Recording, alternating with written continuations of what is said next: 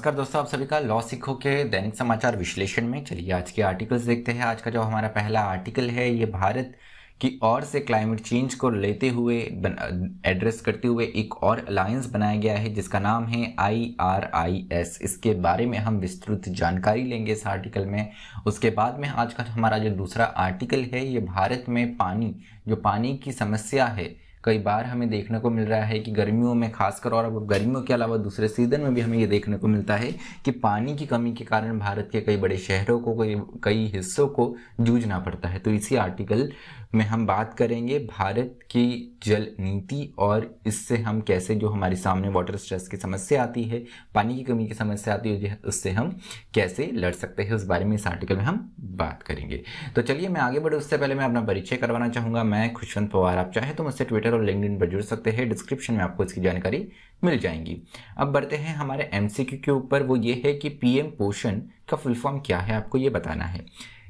आपका option A है prime minister's overarching scheme for holistic nourishment. Option B है prime minister's पूरक पूर्ण आहार योजना। ऑप्शन सी है prime minister's outstanding scheme for holistic nutrients.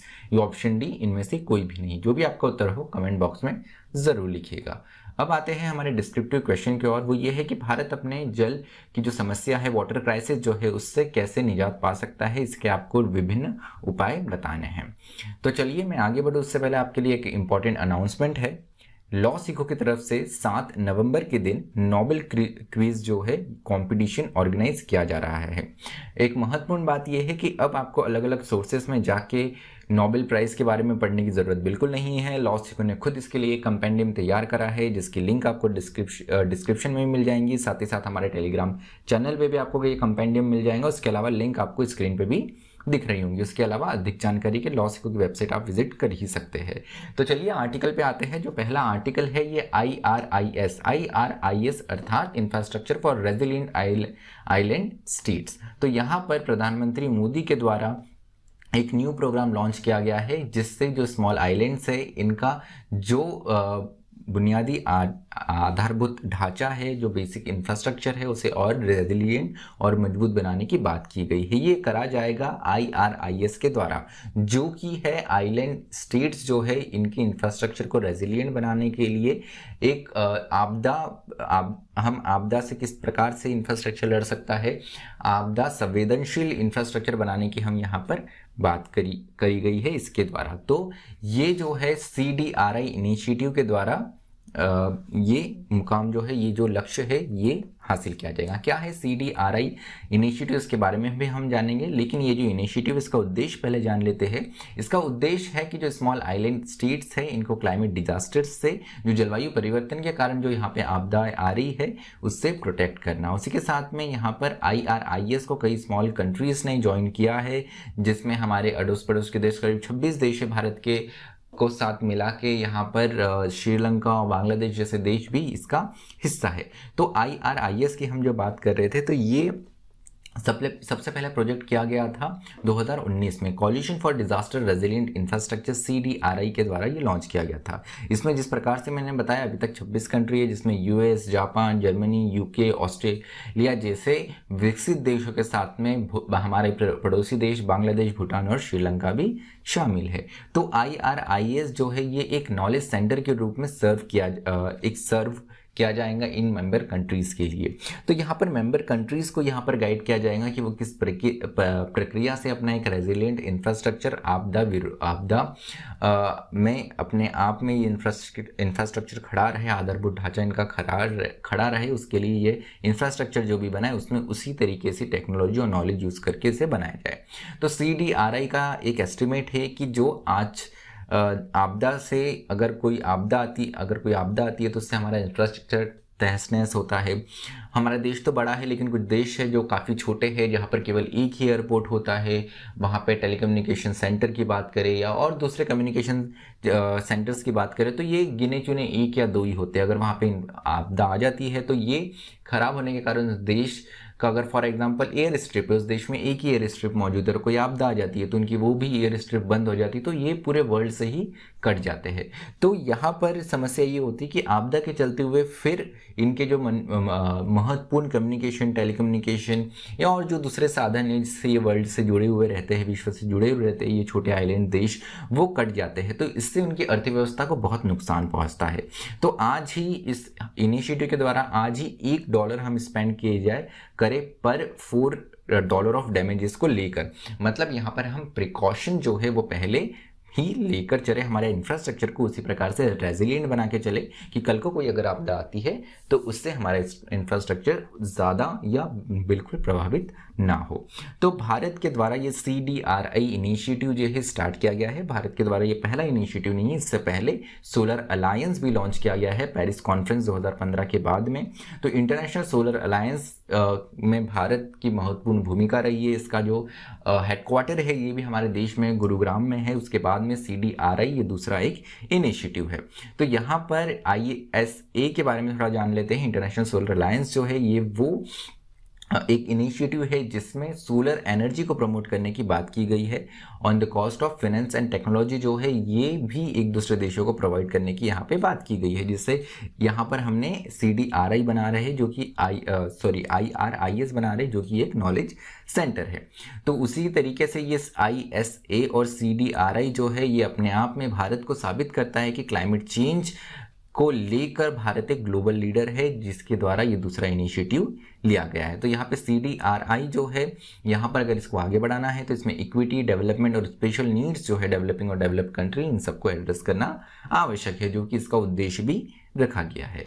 चलिए दूसरे आर्टिकल की ओर आते हैं। दूसरा आर्टिकल जो कि वाटर क्राइसिस के बारे में बात करता है। तो हमें देखने को मिलता है कि भारत में पानी की कमी जो है वो अलग अलग सिटीज़ में, अलग अलग क्षेत्रों में देखने को मिल रही है। खासकर गर्मियों के दिनों में ये हमें देखने को मिलती है। अभी अभी मानसून लगभग खत्म हो चुका है और विंटर सीजन के बाद में फिर वापस समर सीजन लौटने वाला है। उसके साथ में वाटर पॉलिसी जो है इस पर भी काम किया जा रहा है। तो इसी को लेकर ये आर्टिकल में चर्चा की गई है।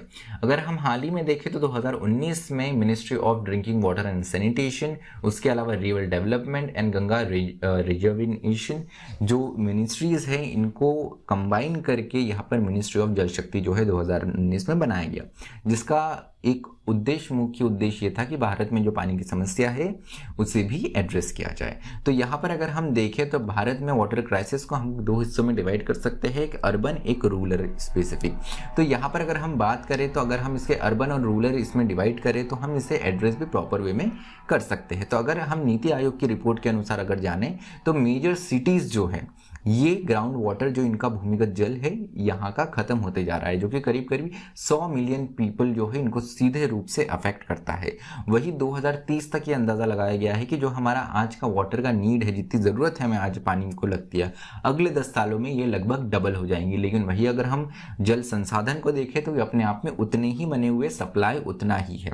उदाहरण के लिए अगर हम देखें तो चेन्नई में हमें 2019 में वाटर क्राइसिस देखने को मिला और यहाँ पर वाटर क्राइसिस इस प्रकार था कि कई दिनों तक लोगों के नलों में पानी नहीं आया, टैंकर से पानी पहुंचाया जाता था और काफ़ी विकट स्थिति देखने को मिली। इसके अलावा महाराष्ट्र के भी कई एरियाज में हमें इसी प्रकार की स्थिति सूखे के चलते हुए भी देखने को मिली थी। तो यहाँ पे तो सूखा एक समस्या थी, लेकिन चेन्नई में जो एक समस्या थी ये थी कि यहाँ पे मानसून कम हुआ था, आधा हुआ था, लेकिन वाटर क्राइसिस बहुत बड़ा देखने को मिला था। उसके अलावा अगर हम पंजाब की बात करें, चेन्नई एक रूरल एरिया का यहाँ पर एग्जाम्पल है। वही अगर हम पंजाब में ग्रामीण क्षेत्र में रूरल एरिया में देखें तो यहाँ पे भी जो स्टडी की गई है यहाँ के राज्य सरकार के द्वारा, यहाँ पे बताया गया कि करीब 80% से ज़्यादा जो ब्लॉक्स है, एडमिनिस्ट्रेटिव ब्लॉक्स है, यहाँ पर पानी का एक्सप्लॉयटेशन किया जा रहा है, ओवर एक्सप्लॉयटेशन हुआ है ग्राउंड वाटर का। अगर यही स्थिति बनी रही तो पंजाब जो है अगले 25 सालों में एक रेगिस्तान बन के रह जाएगा।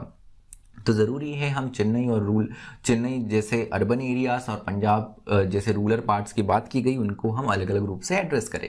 चेन्नई में एक बात ये की गई थी कि यहाँ पे 50% जो है वो पानी कम हुआ था, उसके मानसून कम हुआ था, उसके चलते ये क्राइसिस देखने को मिला।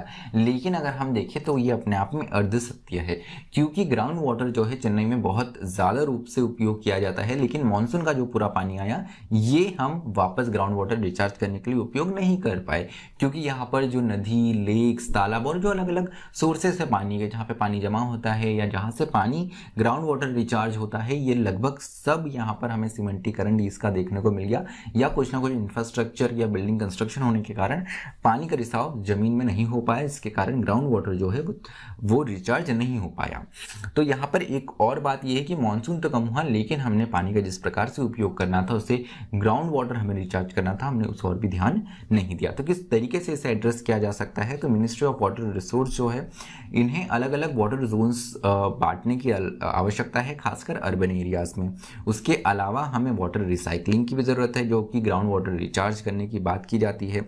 उसके अलावा यहाँ पर जल शक्ति मिनिस्ट्री जो है, इनका उद्देश्य है कि 2024 तक हर घर में हम नल के द्वारा पानी पहुँचाएं। तो प्रॉपर वे में पानी का उपयोग होना चाहिए, क्योंकि अगर नल से पानी पहुँचता है तो यहाँ पे जो उसका वेस्टेज है उसे हम काफ़ी हद तक कम कर सकते हैं। उसके अलावा conservation of water and enhance water usage, कि हमको पानी बचाना भी है और इसका एक समझदारी से हमें उपयोग भी करना है। ये दोनों ही चीज़ों को हमें एड्रेस करना है। उसके अलावा जैसे मैंने बताया, न्यू नेशनल वाटर पॉलिसी आ रही है, तो इसमें ज़रूरत है कि हम इन सारे मुद्दों को एड्रेस करते हुए चले। और उसके साथ में अंत में ये बताया गया इस आर्टिकल में that it should also focus on integrating the inputs of ministry for great flexibility of sustainable managing the water resources of the countries. तो जितनी भी अलग अलग मिनिस्ट्रीज द्वारा या राज्य सरकारों द्वारा यहाँ पे सुझाव मिलता है, हम सबको इसे नेशनल वाटर पॉलिसी में शामिल करने की आवश्यकता है और एक लचीलापन बना रखने की आवश्यकता है, जिससे हम पानी के रिसोर्सेज जो है, जल संसाधनों को जो है काफ़ी समझदारी से और अच्छे से बचा के उपयोग इसका कर सके। तो चलिए, आज का जो हमारा विश्लेषण है वो ये समाप्त होता है। आप हमसे टेलीग्राम और इंस्टाग्राम के माध्यम से जुड़ सकते हैं। डिस्क्रिप्शन में आपको इसकी जानकारी मिल जाएंगी। आप हमारे टेलीग्राम और इंस्टाग्राम से सीधे जुड़ सकते हैं। उसके अलावा अधिक जानकारी के लिए, जैसे मैंने आपको बताया, आप लॉ सीखो की वेबसाइट से जुड़ सकते हैं। तो मुझे सुनने के लिए आप सभी का धन्यवाद। Thank you. Stay tuned to law सीखो।